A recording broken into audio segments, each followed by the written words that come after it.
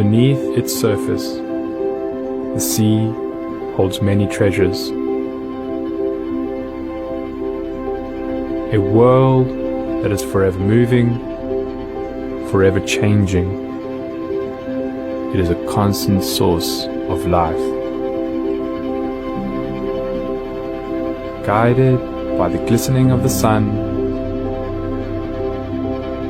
and the ebb and flow of the tides.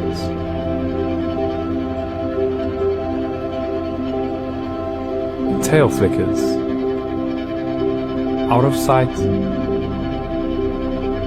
and into the depths of a realm so wild,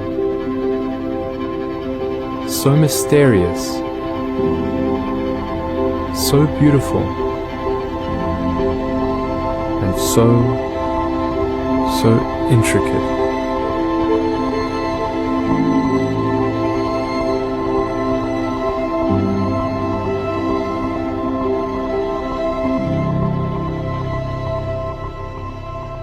The coastline of southern Africa hosts some of the most diverse and abundant marine life on the planet. A species that once thrived in these rich waters has been so heavily exploited that it now faces commercial extinction. This is the story of South Africa's white gold. This is the South African abalone. You get many different species, and ours is quite unique. It's the only one with these wavy lines on the shell. All the other ones from around the world, they don't have these particular wavy lines. The colour of the shell is determined by what abalone eats. So in the Western Cape, the shell is generally white on the top, and in the Eastern Cape they're eating mainly red seaweeds, and they get this winey red coloured shell, which is quite beautiful. And this is our special South African Abalone.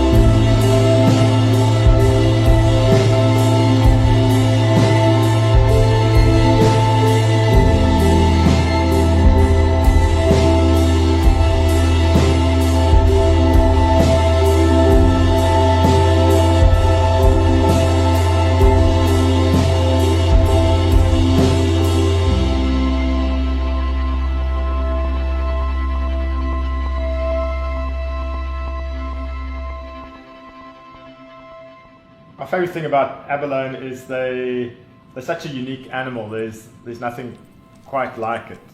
They've studied the shell. It's made of layers of protein and calcite, which is so strong that they've used it to design super materials and computer chips based on the molecular structure of abalone shells. So they're pretty bulletproof. Once they're sitting on a rock with that strong muscle and that hard shell, that's why they sit out in the open. They're pretty much immune to any predator except humans.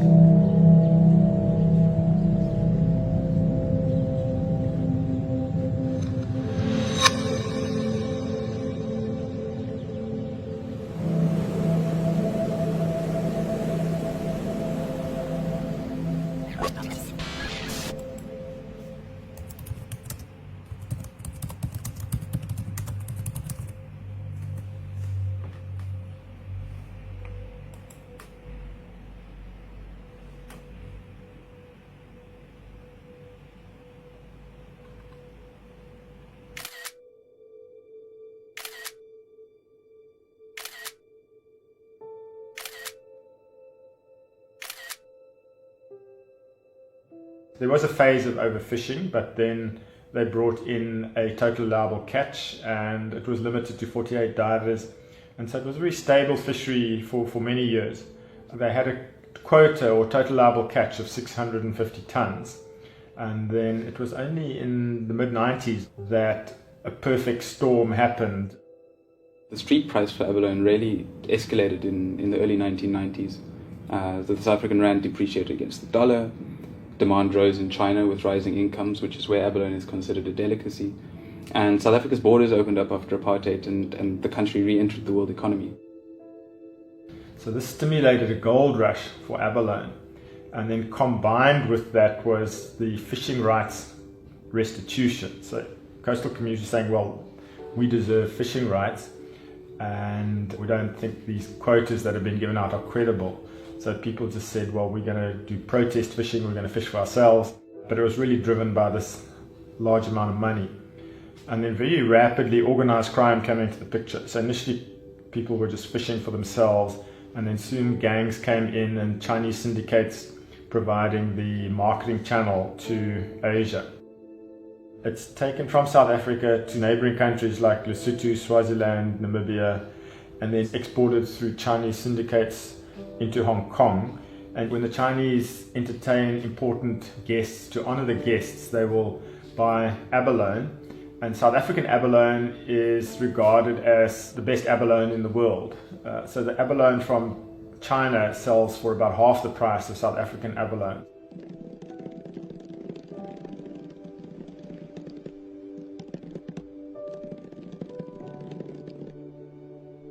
Abalone poaching happens at unsustainable levels. We all know that the resource has been reduced to a fraction of its former abundance. And the situation now is that any formal quotas are going to be so small compared to what people are taking on the regular. So if the abalone fishery is going to be resuscitated, it's going to need people to have long-term rights and access to a resource that's available to them in some kind of attractive quantity. The resource as it stands right now doesn't seem to be available in that sort of quantity. It's inevitable that the fishery will collapse unless the whole structure of the way the fisheries run is looked at.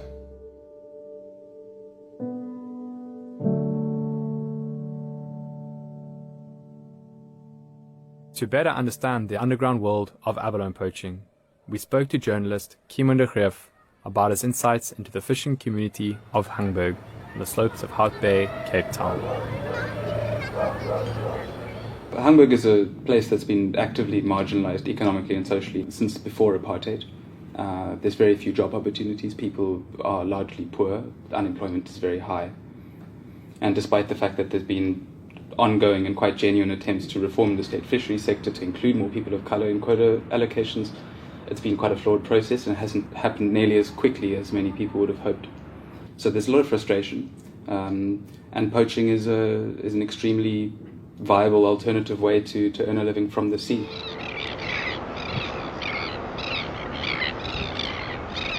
A typical diving operation now happens at night. Men will get dropped off by boat. The boat leaves because the boat's the most valuable thing that a little poaching team has. And they get left in the kelp in somewhere like Robben Island with a torch, with their bags. They go down, they fill their bags, and they have cell phones, which they keep wrapped in condoms for waterproofing, and send a little missed call or a text message when they're ready. Boat comes and picks them up. And once they get their divers and their product on board, it's a question of getting back to shore quickly. They do get chased sometimes. For them to be caught and found guilty, they need to be, apprehended with abalone in their hands. So often they'll throw abalone overboard and then return to Hout Bay. They have secret drop-off spots where they unload the abalone, and then there's carriers from the community, sometimes kids, earning an extra buck. People run the abalone in to somebody who's going to store it. There's buyers in the community who buy from divers. They offer different prices, and those buyers then pass the product on to operators from larger syndicates who take the abalone to drying facilities and eventually export it. It's a whole long, branching and quite complex chain that happens from Hout Bay onwards. My research was really just focused on the community.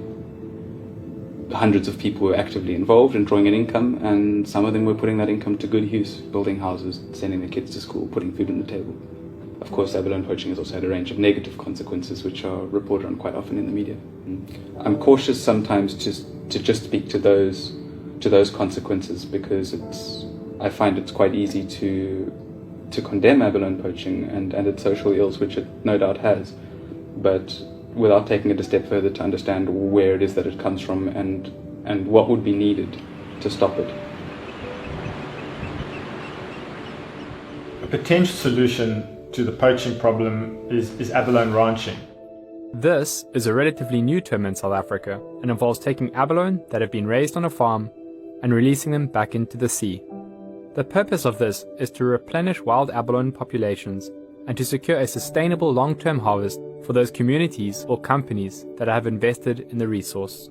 Government have given out rights on an experimental basis to companies such as Luandla Fishing, who have started restocking depleted reefs near Port Elizabeth. This area has suffered from rampant poaching for more than a decade. There were a fleet of poacher boats, these super ducks with 400 horsepower engines on the back, operating full time, and they were taking between 1,000 and 2,000 tons of abalone a year, which is worth between 500 million and 1 billion rand. So in other words, this fishery was bigger than the squid fishery, and they were poaching unopposed on the sea. They weren't being arrested. They were going to Bird Island in the marine protected area. You would see 10 or 12 boats there a day, and the situation was completely out of control. In order to curb the poaching problem in the Port Elizabeth area and protect the restock reefs, Luandla Fishing partnered with a private security company consisting of ex-military personnel. We explore this wild and beautiful stretch of coast before speaking to the head of the anti-poaching unit, Tom Swartz.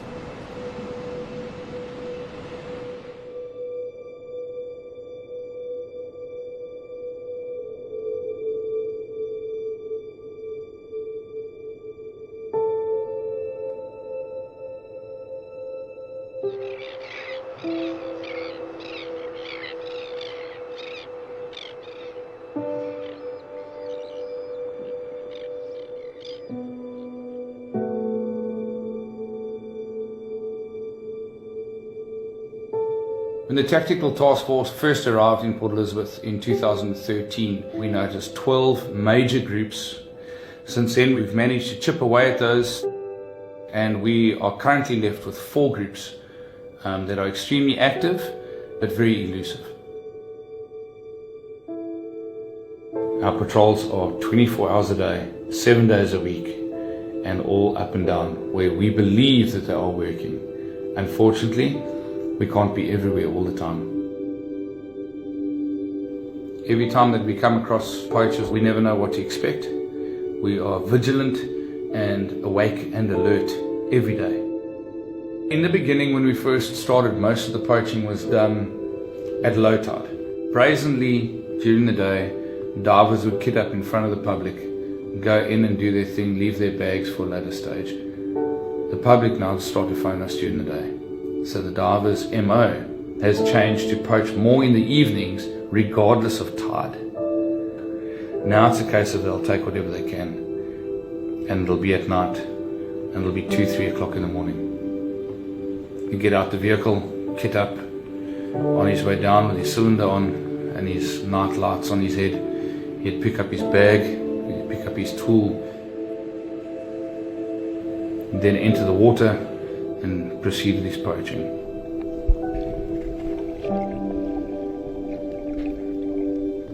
To completely stop abalone poaching in the Port Elizabeth area is impossible. It is impossible, because where there is a gap, somebody's going to take it. What you can, however, do is curb it dramatically. I believe if the Metro, if DAF, if SAP and whoever else is interested in abalone poaching had to pool our resources, I think 80 to 90% of it could be stopped before it starts. With poaching reduced due to efforts from Tom Swartz and his team, reefs that once lay barren can now be safely restocked with abalone from the farm.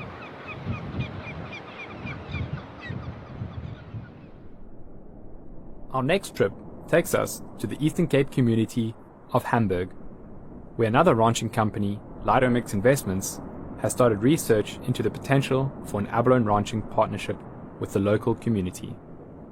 It's been declared as a presidential Operation Pakisa project. So the the presidency's got a drive to build the ocean economy, and this has caught their imagination. And so we're hoping through our engagement with the Hamburg community to work out some sort of a partnership between the community, which would then own the fishing rights, and the abalone farm, which would then supply the seed abalone and then do the processing and marketing. To find out how this partnership might benefit the Hamburg community, we spoke to researcher Nomonde Nglangisa. There are various projects running in Hamburg at the moment. There's a cob farm, there's an oyster project, but unemployment is still quite high here, and so a ranching project that is successfully run and managed has huge potential to improve the livelihoods of more people in Hamburg.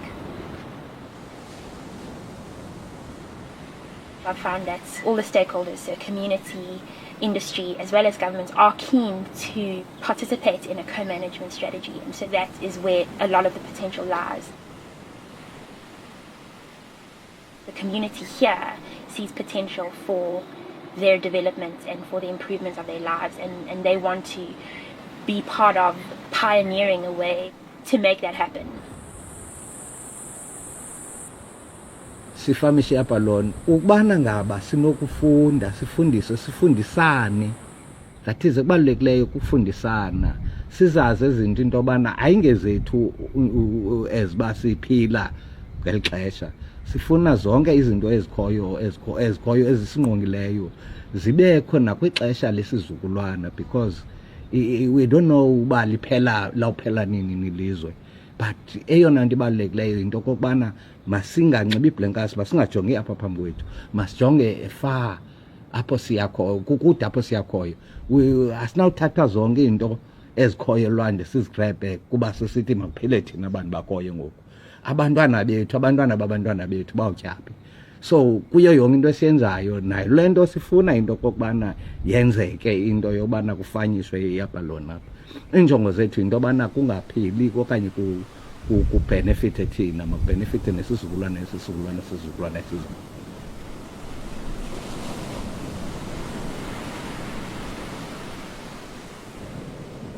To find out exactly how abalone is cultivated, we took a drive up the coast to visit the Wild Coast Abalone Farm. We're busy driving up the east coast of South Africa. We're on our way to Wild Coast Abalone Farm, and we want to find out a little bit more about the abalone farming industry in South Africa, and also to learn a little bit more about abalone ranching.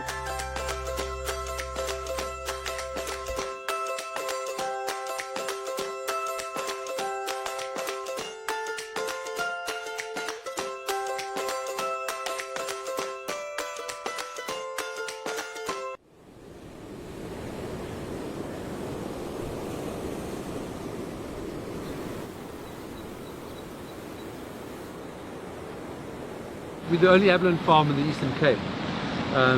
All the other abalone farms are based in the Western Cape traditionally because that's where the biggest supply of natural food is, the kelp. We don't have any of that in the Eastern Cape. So in our business model we had to include producing the seaweed to grow the abalone, to feed the abalone as well. We currently produce about 50 tonne of wet seaweed every month, and we feed it all to the abalone. But we also utilize that. We take our abalone effluent water through the seaweed, which that cleans that up, so it's got an environmental benefit to us as well.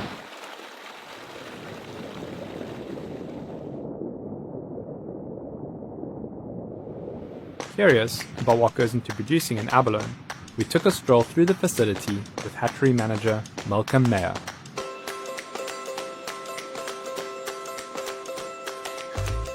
Males and females stick separately. You want to control the fertilization of the eggs. Abalone are broadcast spawners, meaning they release a mass of egg and sperm into the water once a year during spring when the conditions are just right. To ensure a regular supply of abalone, Malcolm replicates spring conditions all year round.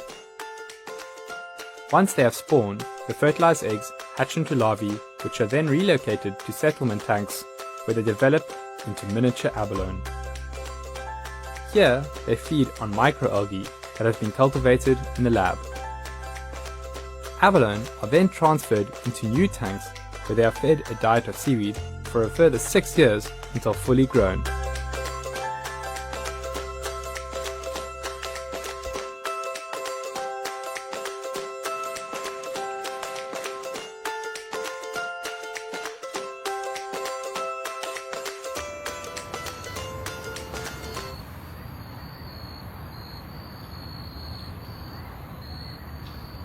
Most abalone produced on the farm are exported to the Far East, but Wild Coast Abalone have committed to supplying 1 million abalone for reseeding back into the wild every year. To get from the farm to the ranching areas, abalone are packed into polystyrene boxes with ice packs to keep them cool. They are then driven to Port Elizabeth and transferred to a boat that carries them to the reefs, where they begin their lives as wild abalone.